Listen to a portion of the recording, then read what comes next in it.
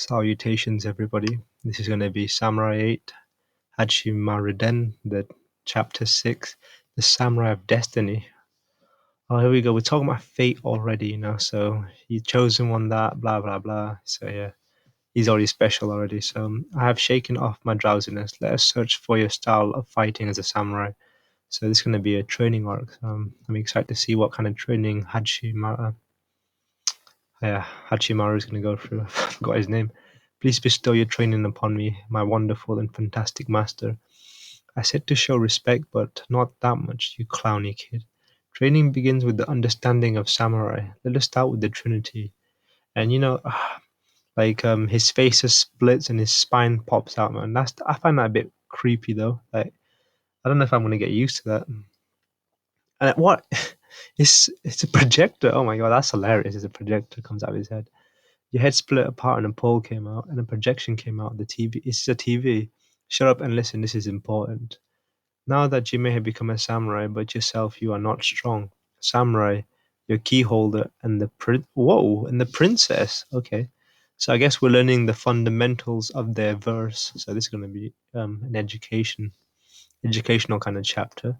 Only when three come together you can release your full power as a samurai. Since the beginning of time, this has been known as the Trinity. But what if you're gay? Would that be a prince then? You know what I mean? But okay, so Hachimaru is definitely going to get a love interest. Okay, so that's quite an interesting concept already. A princess, the Trinity of a dog and a princess. All right. Okay, that's slightly unique. But Dragon Ball Super beat you to the punch, to be honest, with the whole Kami and God of Destruction. You know how they're linked. Ah, this is so fun, Hayataro. Meow. Why is it still meow? It looks like a dog. I don't understand. What the hell are you doing playing around with your key? I told you to listen, didn't I? Huh?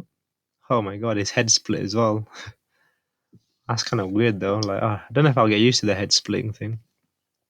Ah, shoot. Ever since I got transferred in this body, I started hissing whenever I get angry. It pains my dignity as a dog samurai. I've got to be careful. Where's your dog? He looks like a cat and he looks like a dog. He won't go back in. In other words, samurais are like a key, and pairing up with the animal type key holder is the general rule for a samurai, am I right? Projection has samurai key holder and princess as 1, 2, 3. Okay, now I can do that. If I recall correctly, the guy at Nanashi's dojo was also called me a key samurai. Once a samurai has a key holder, their fighting options greatly expand. The samurai that receives the bone hilt of a key holder becomes their master. So he's got a bone hilt now. So Hayataro is now his key holder. That is the link connecting the key and the key holder. However, there is even one more connection that cannot be seen. Hayataro, looking forward to having you as my partner from here on out. Okay. So there is one more connection that cannot be seen. So I'm guessing that's the bond of love. And the last is the princess. Where is she? You will meet her eventually. Why can't I get stronger without the princess? It's not that you will not get stronger, but rather, samurai who have won, they must fight in order to protect, are strong. Okay. That's a samurai's courage. Oh, okay. So it's like some source of motivation to protect. That's yes, that's quite corny, but I like it. I like the whole concept of having a princess. Okay, I will explain the princess later next, but I guess that will also mean that we're gonna ship him with a girl soon enough, Hachimaru, and it's probably gonna be fated that they're gonna be together and stuff like that. Okay, some serious training using the bone hilt. True training that only a samurai can undergo. Oh, I've been waiting for this. Let's go. Wow, that's his samurai sword, isn't it? Whoa, it's glowing quite bright. Oh, this is quite reminiscent of Naruto's Nine-Tailed Seal, to be honest. Samurai soul. You know how all the saying goes, a samurai soul dwells within, and this is a samurai's true weapon. Foot. What? He just took it out. That's a bit crazy. He just took out his soul. So casual. All other blades are considered blunt toys to a samurai. Remember that. Huh? It won't turn into a katana. In order to transform the soul into a katana, you need the bone hilt from your key holder. The bone hilt works as a transforming device from the samurai soul. Bring them close and imagine extending together like this. All right, come on, let's go. Extend. Oh my god, it flopped. Meow. Did it work? It bent and drooping. Okay. Right. Is that some kind of euphemism? I don't know if that is, but it might just be me. All right. I expected it might do something. This usually happens to everyone in the beginning. Why isn't it working? Though you have attained the body of a samurai, you have yet to become a real samurai. Ashimara, what do you think this training right now is for? Well, isn't it to become strong and, get my dad to acknowledge me? Then I can head out without any regards. But you have already stepped outside. Yeah, that's why I said without any regards. Regrets. As I thought, his mind still dwells on his father. Okay. What do you plan after you gain your father's acknowledgement? I want to become a hero that travels the universe. What do you think? Kind of like Master Akala. Well, listen well, Hachimaru. For generations, samurais have protected the universe, the stars, and also the stars' precious princess, right? I'm new, but I sort of get it. I'm not that dumb. Do not interrupt when your master is speaking. Yeah, Hachimaru, he does have that bit of arrogance to him now. But you always you always fluff up all your lectures. Sheesh. Do you know why samurais have protected the princess for so long? Because samurais are samurai. They protect the weak and help noble princesses, right? You said it was samurai's courage or something like that. Okay, slit. Okay, his eyes opened. Oh my goodness. You will understand in time. What his eyes open. Okay, that was a bit ominous. What's up all of a sudden? You got serious on me. Well then, let me ask you, Master, are you protecting the princess right now? I am of no concern. What the heck does that mean?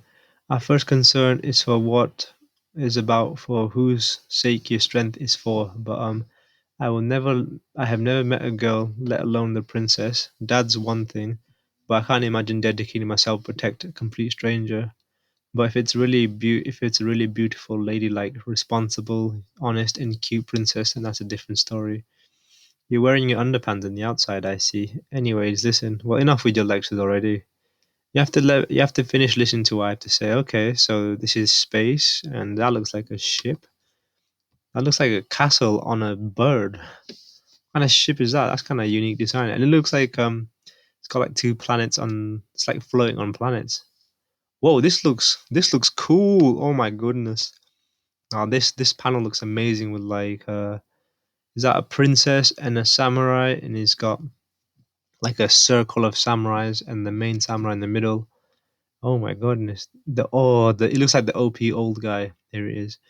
Something the matter, princess. Oh no. I just remember the first time you and I met. Oh, this reminds me of the Hokage and the feudal lord kind of it's giving me that kind of connections really, how they have to protect each other and they coexist.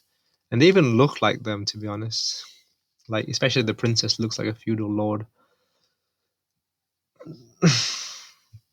Another samurai has been born, but he has he's such a crass young lad, just like you were. I can't help but laugh. Did you just use your clairvoyance? Who used their star crystal to carry out the rituals? It seems the samurai was born of the crystal that was lost by one of your young ones. We lost one. There was no report of this. What is the name of the apprentice princess? Wait, what? Okay, this is we're getting some story development here. Okay, so the crystal that was lost by one of our young ones. So they lost one of their crystals. And then what's this talk about apprentice princess? Oh, what are you gonna do? About the locker ball of destiny that found at the first expedition ceremony that you lost. Oh, okay. So is this Hachimaru's princess? So where'd you leave it? I used it in a place of a weight stone, and because it was just the right size for the picking jar. Are you serious? That's your future boyfriend, and you just used him as a weight stone for a picking jar. That locker ball, your fated samurai. Do you understand that? Okay. I was thinking about this, like all this fate stuff and blah blah blah. So they're even the love interests are fated by this. Okay, there's a lot of fate involved in the show. And I've never been a fan of where like everyone's fate has been predetermined. I like it when everyone carves their own path, goes their own way, that kind of thing. That's what I respect most. So not a fan of this whole fate stuff. Is that true? But I'm guessing this is Hachimaru's to be princess. I've never had a boyfriend before, so I don't really know what I'm supposed to do. All right, you're really in for it. This isn't something that will be solved with just this quick scolding. Honestly, this is completely unheard of. What if someone just uses it and your fated samurai turns out to be a complete total weird, like a criminal or an old fat man or a nerd with glasses? Okay, that's kind of hurtful. It'll be all right. This is called the star crystal. It is what creates a samurai. Okay, I mean, I'm actually learning a lot to be honest, because in this first few chapters, I've been quite confused with this whole process of how they became a samurai, and the whole key holder and stuff, like all that jargon, and I'm guess it's becoming a bit more clear what all this jargon is. So we're now learning about the star crystal as well. So first of all, we learn about the fundamentals of what a samurai is and now how the samurais are born. Okay, the princess, she always has another power that cannot be seen to balance hers. In other words, there's always a single samurai to match her without a fail. A samurai and a princess. Together, the fated pair will find their courage. Oh, okay. So yeah, so a shipping is okay. I like it. She kind of looks like Hinata, but I'm always gonna make comparisons to Naruto because that's what Kishimoto's previous work is, and probably it's gonna be his magnus opus because it's just way too big. I don't know if this show will ever live up to that hype, but obviously I want to keep pursuing this show, and maybe it will. So yeah, so we got an introduction to the princess who looks like Hinata. Yeah, I guess those two do look like a good pairing in a sense. So I'll give him that. But this was it for this chapter, and I'm hoping to see you guys next week. I want to say though, before I leave, this show's been kind of stagnant a little bit. I'm hoping that it progresses a little bit better and the plot develops a lot faster because I guess it's just me as a person, but I never enjoy the first arc of any show because I just don't like introductions. I rather get in there, get stuck in. That's the kind of person I am.